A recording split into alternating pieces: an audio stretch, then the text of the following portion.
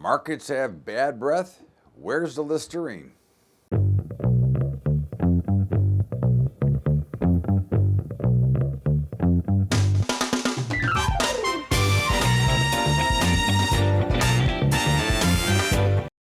What's up, everybody? Welcome aboard to Bubba's Bottom Line. And as we've been watching these markets churn and churn to the downside, we have identified one of the things that I think everybody should know and which is being much ignored throughout the pundits, throughout the experts, and throughout all the analysts out there. And that is that the market does have indeed bad breath. And what does bad breath mean? It means simply that there are more new lows being made in the market than new highs. So as much as we want to talk about how great the markets are right here, there are so many warning signs that are staring us right in the face that we continue to ignore. But one of the biggest is you're seeing a lot more new lows be made in the market than new highs. You are seeing what is known in the business as painting the tape. And when you paint the tape, you make it look better than it is, so that it allows those who can to kind of, it's not really manipulation, but it creates a false narrative to what is happening in the markets. So when you look at the markets, and since most people only look at the markets from what they hear on the news, they look at what the Dow Jones Industrial did, okay, they say, so we've seen for the last few weeks, the Dow has been the strongest indice of them all. Now, again, strength is a relative term, but what does that really mean? Well, the first thing it means is that when the Dow is the strongest, it means that the general markets are in their weakest condition. The Dow is where people go when there is a risk-off trade. The Dow is where you go to get the big companies with the dividend paying, not much overall net risk to the markets, although obviously we all have risk, but again, there's no real high flyers in the Dow. So when the news reports the markets, which is one of the things that pisses me off more than anything because it does not tell the true story, and you hear at the end of the day the Dow was up 50. What they don't tell you is that the S&P was down 10, the Russell was down 20, and the Nasdaq was down 80. Okay, so the fact that the Dow is higher is really no big deal. And this is known as painting the tape because the Dow is an easier index to make look better for a short period of time because of the way that it is weighted, because of stocks. You take a stock like Boeing or others like that carry a lot of weight in the Dow, and you buy enough shares, you can make the Dow look like it's really up when the actual general markets are really down. And I think that's what we're seeing here. You know, the Russell tipped this off long ago when it started to fall apart, a couple of weeks ago. And basically, we see the Russell going down each and every day. And it's not just going down a little bit, it's getting clobbered on a daily basis. I mean, we're down 6-7% right now in the Russell from the recent highs. And again, we're not telling you that the world is coming to an end, that, chicken little, chicken little, the sky is falling. We understand that the markets are in dire need of a major correction. We understand that all of this cheap, free money that's been out there, all the people chasing the markets for all these years are going to eventually run out of steam. Now, again, is it going to be today, tomorrow? Is it going to be next week? The answer to that is not good. But what we are seeing with the underlying signs of these markets, the bad breath, the falling apart of the Russell, the falling apart of big tech. Remember, big tech was the only reason that the markets made new highs anyways. Tie that in with a rising rate environment, okay, which we've got a rising rate environment. Excuse me, we can say whatever we want, that rates are not going to go higher. They're going higher. Whether you like it or not, they're going higher. So the first big warning sign is this, okay? A year ago or so, people would have killed to get 3% yield on their portfolio. Before they started pouring more into the market, they would have been thrilled, okay, to get that 3% 10-year and been happy about it. All of a sudden, now that the 10-year has clicked up to 3.2, it's been salivating between, let's say, a little over 3% and 3.3. Now that we've gotten here, nobody wants to get in because why? Well, they're looking for that last spurt in the equity market. They're looking for that last opportunity, and we call that the last run on greed. And of course, that's what we've seen for 10 years is the continuation of the dip buyers. But what we haven't seen for the last 10 years is the general weakness that is the underlying signs of the market. So now we take that part of the weakness and then we talk about earnings. Now, earnings have been good. Again, we're not saying that earnings are not going to be good. And certainly, we're not warning that the world's going to fall apart. Okay, of course, if you look across the globe, you might find some, which we'll talk about later. But now, okay, the forward guidance has not been as good. Okay, take a look at Netflix last week. Netflix had great earnings. Stock popped, got close to 400. Before it opened the next day, it was down around 370, and then it closed lower on the week. That is not a bullish sign. That is extremely bearish. You've got some big earnings coming out this week. You've got Amazon, you've got Google, you got some major players coming out here.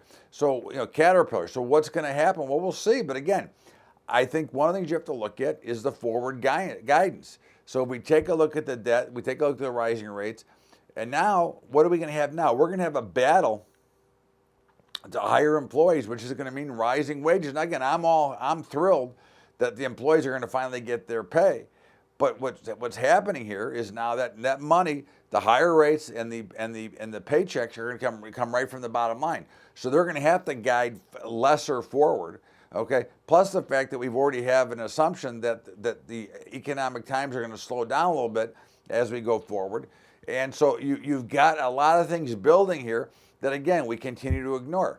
As we mentioned last week, banks continue to buy loans. Now, again, they're not lending real fast generally to the public. They're letting the smaller lenders do their work, and then they're going in and buying those loans anyways. You know that the debt is ridiculous here and is exploding to the upside. Take that and combine that with what's going on in China, okay? The China markets are collapsing, okay? And China is looking down. I think it's down about 40% or so right now and going lower. Right now, there is no hope that it's going to stop going down. Now, again, eventually it will find a balance. But again, we could use the term look out below. Look out below, again, because this doesn't look to be stopping anytime soon. Now, if you were an investor and want to nibble a little bit in China, it's probably a good time to nibble. But again, there looks to be a lot more room to the downside in the Chinese markets, in the Shanghai and all the others. Why? Because again, the trade wars are putting a lot of pressure on China. They are not putting any pressure on the United States. That's one thing I think we have to always stand and clarify, that we might hear the whining from the politicians. We might hear the whining from Mitch McConnell about how we need to sell these fast. This has more to do, in my opinion, this has more to do with the constituents, the lobbyists, and some of the bigger players that don't want to take the chance that something will go wrong here versus the real facts and the real truth of the matter. And I think that's one thing we have to learn to separate from when we hear the politicians speak and when you hear President Trump speak.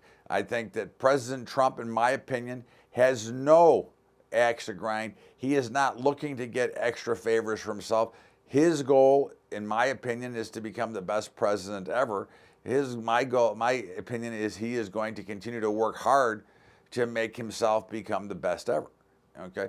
He is not trying to push one side or the other to make sure that he gets his lobbyists and his constituents taken care of. I think that is one of the problems that we've seen throughout his presidency. That's, I think, one of the things why we're seeing so much pushback from all these, both sides of the aisle. Again, this is not just a left side of the aisle. He has issues with the right side as well, which is why he needs to get more into the right side, because he needs some people that actually really care about America and don't care about just themselves and their lobbyists and the guys that pay them. So I think that is something that's going to create a much bigger problem in China, and I do not see Trump relenting. And I think as you look forward to the midterms, the first thing is I believe that there's not going to be a blue wave. I think there's going to be a red hold, and possibly a red wave. I think we may get a few others. Now, again, I don't want to put myself in the red or the blue category. I'm in the Libertarian Party. Okay, I'm more down the center. But obviously, in the cases of what we're seeing right now and the overall harassment from the left, I'd love to see this continue. I think it's great for the economy. I think it's great for what's going on. I do think that we go back to the same issues that we talk about a lot, is the massive amounts of debt. But again, I think as we come into the election, okay, which is 2 weeks from Tuesday, okay, you've got a lot of reasons why you might see more red. Number one is the Kavanaugh hearings were very rough, and if you watch that, you can't possibly. You might not have liked Kavanaugh. You might have wanted to see more information, but you cannot possibly like the way that it was handled on the left side of the aisle. Number one. Number two, there's now been proof that the FBI was involved in trying to infiltrate the Trump campaign. There's also Mueller is now ordered to prove Russian conspiracy. The Russian meddled in the election. So again, I think those are things that we're now seeing were not true. And what have we done? We've wasted millions and millions and millions of dollars on nonsense. Okay, and I think this is what you see throughout the manipulation of the overall system. And again, this goes back to all of it, that these guys and gals that are in Washington, and I can't say all of them, but most of them, in my opinion, are strictly in it for themselves and how much money they can steal out of the system and how they can get, again, stealing is probably not the right word. They have their way of getting that money illegally but in my opinion, it's not legal, but it is based on laws that it is legal, and I think it's a problem. So now tomorrow we come up to the 22nd anniversary. Is that right? What am I talking about? 1987. The 41st, the 31st anniversary. Maybe I could add soon here. The 31st anniversary of Black Monday. Now, obviously, October 19th was on Friday. October 22nd tomorrow. Can there be another Black Monday? Okay. And we're going to step out here for break, and we will answer that question right here on Bubba's Bottom Line when we come back from the break. Can there be another Black Monday? That will be the question. We'll get that when we come back from our break. This is Bubba's Bottom Line. Todd Bubba Horowitz will be back with more after the break. Hey, everybody, what's going on? Obviously, we had a great hedging webinar yesterday. If you did not participate and you'd like to get the recording, just send me an email at bubba@bubbatrading.com. I'll email you the recording. You can check it out. But we had a great thing, and we made a great offer. We're going to offer the free futures trade for anybody who signs up for the hedging course, free futures trading for 3 months. Also, our new futures portfolio, which includes brand new today, an agricultural portfolio as well. In the meantime, don't forget about our high school program, highschoolinvesting.com. If you'd like to help us out, go to Patreon, patreon.com/Bubba Trading. That's patreon.com/Bubba Trading. And now let's get back to Bubba's Bottom Line with myself, Todd Bubba Horowitz. Welcome back to Bubba's Bottom Line. Todd Bubba Horowitz with you. And before we went to break, we asked the question, can there be another Black Monday? And the answer is no. There can never be another Black Monday the way that we saw it on the Black Monday. And the answer is, and here's why. Okay. Since that Black Monday, the markets have put in what they call circuit breakers. So when the markets fall hard, and I forget all the exact numbers, but at certain points, the markets will close. Okay, the reason that they want the markets to close, just like after 9/11, the reason they closed the markets for a couple of days is to let cooler heads prevail. So by using the circuit breakers, which they did not have in 1987, the markets will stop. And if they continue to fall apart, let's say the first time they stop for 10 minutes, then I think they stop for an hour, and then they may close for the day. What the reasons for that is to slow down and let the big firms and let the panic subside and allow buyers to step back into the market. So that is why there will never be a Black Monday as we know it. Now we're going to have some big selling, and there's going to be, in my opinion, another 50% haircut in the markets at some point. But again, long term, the big picture, the big perspective, we believe markets will continue to rise and they will go up 8% year over year on average, but there will be a meltdown. We may be starting it right now, and I wouldn't be surprised as we see the markets last week you had one big up day and 4 down days.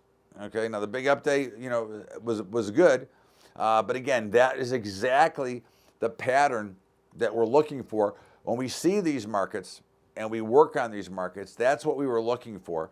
Okay, remember, we say we are looking for a black swan event, which we believe will be, close to 4% 10 years with $1 at 97 to par.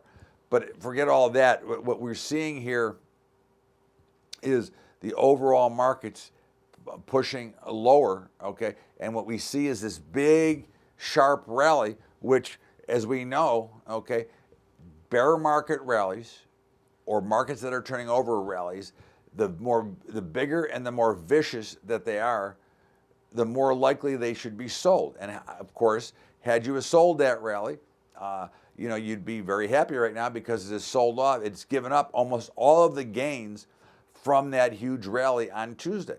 And again, that's when you see these vicious moves up, that's when you sell. Now, if you take a look at the rally, okay, and you look at the general for last week.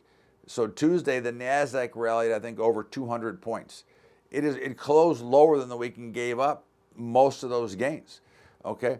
So you see that although it looked great, when it's all said and done, we've lost the gains of the Russell, NASDAQ through the week, and it's going to get uglier. And I think you can expect to see a lot uglier action. In fact, on my Saturday call with my subscribers, I talked about I want to see the action on Monday before looking and issuing any new trades right now, because again, I think there's some big stuff going on here. And I think as we talked about the pain in the tape and the other things underneath the surface, there's some very, very big problems here. And I think one of the things we're going to see is I think you're going to see the Fed, as you know, we are not big fans of the Federal Reserve. As you know, we believe we should end the Fed, at worst audit the Fed. And I've said this before, they are going to blow it. Okay? And I think that you're going to see rate hikes faster than they're saying right now. I think they're going to get away from them. I think they're going to get concerned. And I think just like traders, okay, I think that the Fed is going to puke and they're going to have to they're going to hike rates too fast, and that's going to change the dynamics. And I think this is pretty much of an automatic. I'd like to bet on it. Well, I guess I have already. It's like I already have a bet on it. But I think one of the other big concerns that I see here is we've got rising rates, we've got a weakening economy, we've got bad market breadth. I think we've got banks that are over leveraged once again, even though it doesn't show necessarily the way on their balance sheet. But again, this cockeyed accounting that we get always creates a problem. But now you start to look over into the bond markets. Okay, the bond markets continue to fall, which means higher rates. They had a little bit of a rally, which is no surprise. We expected the bonds futures to rally last week. It wasn't a surprise. We started to see a fear trade. But you're starting to see gold starting to break out. Now, we've been on top of that trade the entire time, and now it's consolidated again. It looks like if it can take out the 1240 level, okay, then it's going to 1275. So we continue to look at that. But these are signs of things starting to change and where the assets are flowing. Most of the week, it was a very rough week for the grain markets last week, but it really wasn't that rough. They actually didn't violate any real major things. I think corn at 365 is solid. I think soybeans at 850 is solid. I think wheat right where it's at is solid. I think you continue to look to be a buyer of these products. My theory is very simple, okay, is that as the equities start to sell off, which I believe that they will, you will start to see money flow into the alternative space. One of the big alternative spaces is the grain markets. We're big fans of grains. We think they break out. We think we see more of the moves we saw last Monday. Okay, we basically rallied huge on Monday and spent the rest of the week dribbling down. You had a feeder on cattle, or excuse me, cattle on feed report. Cattle on feed report on Friday. It was funny. The numbers were huge, and the increase was big, but it did not meet expectations, which means that I think you're going to see some rally here. Okay, I think that there was more priced into what we thought, and I think you're going to see some rally here. The report appeared to be somewhat bullish. Okay, so I think you're going to see a rally. Now, of course, if you look at the different products right now, hogs have kind of broken down to the downside again. I think they're at a must-hold level at the basis December at about 50. We like them. We're buyers. But again, a little bit concerning now, the way they've traded the last couple of days, opening higher and closing lower. Fats look great. Feeders are the one concern, but of course, feeders are a little bit affected by the price of corn. And I think they've overdone the January feeders to the downside. So I think we look for that to continue to move higher. Oil has done what we thought it would do. Again, we puked it out, unfortunately, but we've been able to enter and get back in. But in the meantime, obviously, we're still licking our wounds from some beatdowns. But I think you're starting to see exactly what we thought. And I think our next target is 64. Now, I wouldn't be surprised to see a pop early in the week as we saw it close somewhere near the support line. But what I really hate, and it really annoys me, is the morons that are out there saying, well, maybe we can see $400 oil.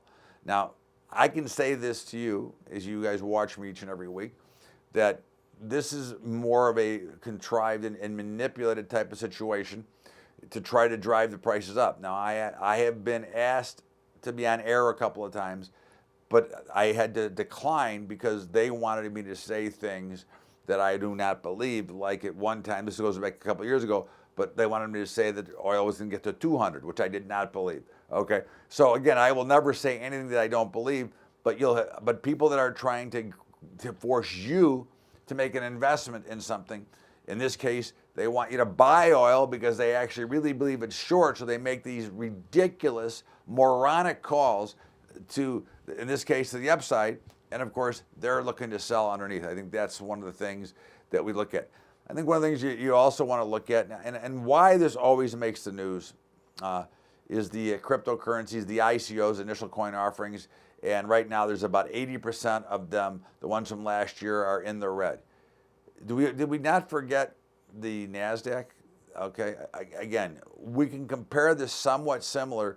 The technology here could be somewhat similar to the technology that was from the NASDAQ back in the day, and 90% of those companies didn't make any money. So why do we think this is different? Of course, a lot of these ICOs aren't going to make any money because a lot of them are garbage. A lot of them are going to go out of business. But again, that's where you have to use your due diligence. I think if you take a look at the cryptocurrency space in general, I think the action has been extremely bullish for a longer term run. I think that the ability to hold above 6,000 in Bitcoin has been remarkably strong. So I look for, listen, I'm an owner, and I'm losing. I'm in the red too. And I got in, and well, I either got in 16 or 70. Whenever I got in, I'm a loser at it too right now. But you know what? As I tell you all the time, some things you don't put a lot of money into. You use the dinner and a movie theory, or you go into Vegas theory. You take a chance, you put them in, and that's what I'm doing. Okay, if I lose my money, I'll lose my money. I'm not worried about it. But I think I'm going to end up making a lot of money. Okay, of course, I thought I was going to Mega Millions too for $1.5 billion. Of course, I think you have to play to win that. But in the meantime, okay, I think that they look like they're in an outstanding position. Okay, I think they're ready, and I think that, you know. So as we just recap everything before we go to my commentary, I think the markets are in trouble. Okay, and again, I don't want you to go out and sell. Okay, if you remember on Thursday, I did an early update saying, don't panic. We don't want to panic here. We don't want to do anything desperate or drastic.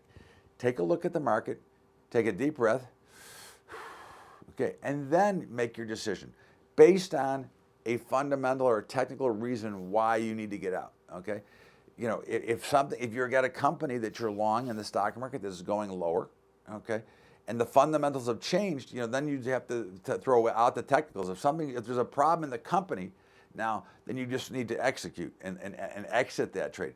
But don't ever exit on a panic, okay? Let the markets always settle before you exit. Just like I tell you when it's going up, let the markets come back to you before you want to run in it. Again, these are things that hurt more traders and investors, is the emotional side of the trading. Okay, it's just like hearing that stupid call for $400 oil. It's like hearing that stupid call that we're going to 3,000 S&P this year. Now, could it happen? 100%. There's no question that it could happen. but what is the likelihood of it happening? That's what we look at, is what are the probabilities of this happening. So again, remember, when the market's getting more volatile, which it is right now, do not panic. Volatility is actually the great forgiver. If you understand what you're looking to do and what you're trying to accomplish, then volatility will give you a bigger edge and will give you an edge on the general markets if you've learned to understand it. This is Bubba's Bottom Line. Todd Bubba Horwitz. We're going to step out here for break and come back with my commentary after the break. Bubba's Bottom Line. Hey everybody, what's up? And of course, as you know or don't know, I did a hedging webinar yesterday. It was a great webinar. We covered a lot of ground, showed some tips and tricks on how to do it. If you did not participate and you'd like to get the recording, just email me at bubba@bubbatrading.com. I will send you that recording, and we made some great offers to go along with it as we go into this is going to be our last class, of 2018. So we want to make sure, we want to get hedged. If we believe this market's going to get hammered, we'd like to get hedged, although we'd always like to be hedged. So make sure you check that out. So again, if you want that recording, just email me at bubba@bubbatrading.com. And of course, don't forget our high school investing program. We're really struggling trying to keep this thing going. So if you'd like to help us out, go to Patreon, patreon.com/Bubba Trading. That's patreon.com/Bubba Trading. Now let's get back to Bubba's Bottom Line and my commentary with myself, Todd Bubba Horwitz. Welcome back to Bubba's Bottom Line. Todd Bubba Horwitz with you. And of course, every week I put my 2 cents in my commentary. On Monday nights, we call it Bubba's Bitch. But, when I look at things, and of course, I'm part of the media. I do a lot of spots. I do a lot of hits. I love being able to get my opinion out, okay, so people have an understanding of who is talking about what in markets. And I am the only guy on air, okay, that achieves my income from trading my money, okay, my own money. I don't have clients that invest. I'm not an advisor. I'm not in a firm. I'm a trader, okay? That's what I do, okay? All these other guys that you see are not traders. They're not independent traders. They work for firms. They're newsletters. They're doing whatever that they're doing. And I have nothing wrong with that, except the fact that I do not like that all of the networks only want to have on typically the bull side of the story. They very rarely give the other side of the story, and they let people make comments that are ridiculous, okay? And they let them change their mind. It's one day, we're buying. Oh, no, we're selling. We meant we were selling. And again, I think that's a disservice to the average investor, the average viewer out there, because many of us listen to what we expect some of the experts say, hoping that they are telling us what are the facts, when it's really they're telling us what's going to help them get into our pockets and sell us more product. And I always have a problem with that because, again, I want to, if you go back to the movie with Tom Cruise and Jack Nicholson, right now I can't remember, A Few Good Men, okay? I can handle the truth, and I want the truth, okay? I don't want nonsense. I don't want BS.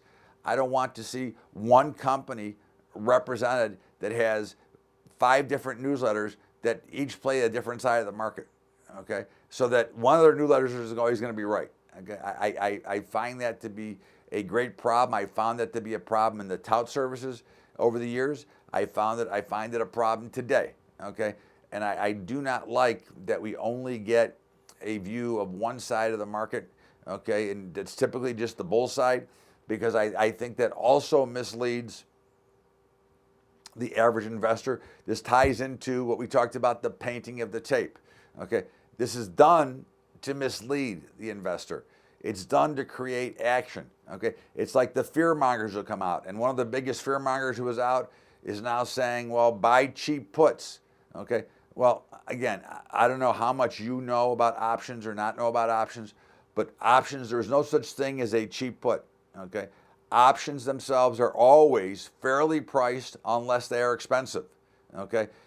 Market makers are not giving away ice in the wintertime, so you can bet your sweet potatoes that there is no cheap option. So remember, when you hear these things, okay, remember the objective that's behind the person that's saying it. That's my advice to you, okay? Now again, I sell services too. So again, but I always tell you exactly what I feel, and it's all you're going to get the same message from me, no matter what network I'm on, whether I'm doing Bubba's Bottom Line or I'm doing one of my webinars. You will get the same story and the same message. Okay, that's what I'm looking for. I don't want to create fear. I don't want you to buy because of fear.